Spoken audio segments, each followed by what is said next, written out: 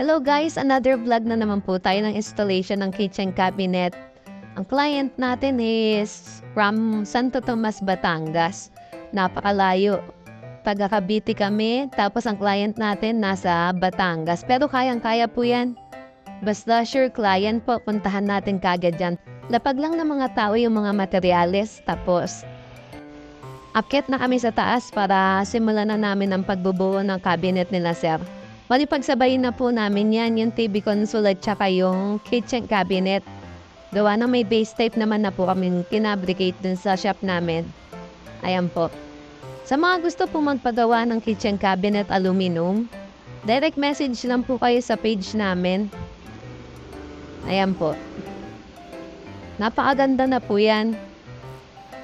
Ang mga ginagawa po namin, kitchen cabinet, wardrobe, pantries, drawer, highland, CR cabinet, open shelves countertop, stair cabinet, pati TV console nagawa rin po kami. Bali lahat po ng gawa namin is made of aluminum. Tapos ayan na po yung paglalagyan ng TV console at saka kitchen cabinet. Ayan po sa part na yan, lalagyan po natin ng kitchen cabinet yan. Papagandahin na lang po natin yan mamaya. Pakita po namin yan sa video kung paano namin binubuo. Ayan na po yung naka-arrange na po yung pinaka-base type niya. Ayan po yan. Ina-align po nila yung mga doors at saka drawers. Tapos yung kabilang side naman po, ang ginagawa naman po ay yung TV console. Bali, ayan na po siya. Nilalapat na po yung paglalagyan ng PVC panel. Pinipix po natin yan.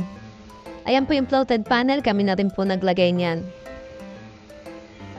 Ayan po yung actual procedure na installation namin ng TV console. Ayan, lahat po yan ipapakita po namin pati yun sa PVC panel. Papakita rin po namin yan. Bali, sa amin na rin po yung floated panel na yan. Kami na rin po nagbubuo at magdidikit. Napakaganda po niyang outcome niyan pag nakita nyo.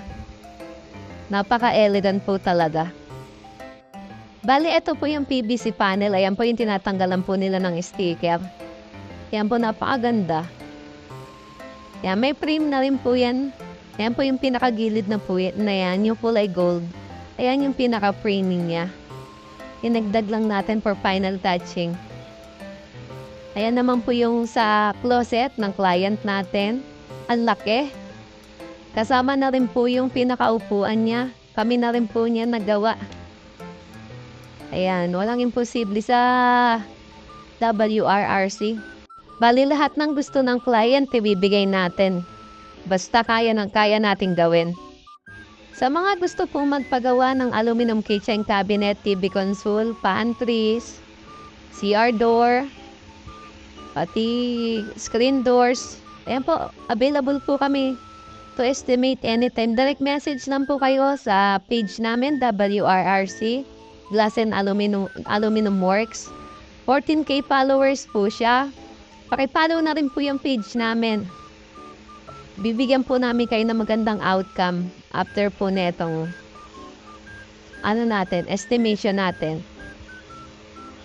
Ayan po yung highlight ni sir, napakaganda. Ayan po yan, yung kitchen cabinet na po yan yung ipiniplex. Ayan po yung client natin, si Sir, tuwan-tuwa siya. Ayan po yung TV console, final pictures. At ito na po yung sa closet. Ayan. Direct PM nga po kayo wag po kayo mayayang mag-inquire. Wala pong bayad yan. Ayan po. Yan, umupay pa si Sir dyan. Nakakatuwa. May mga masasayang kliyente. Ayan po yung final picture. Ayan na po yung actual video ng gawa. Ayan po. Next natin. TV console po yan. Ayan po yung wardrobe, closet. At ito na po yung kitchen ni Sir. Yan lang po. Bye-bye. Salamat.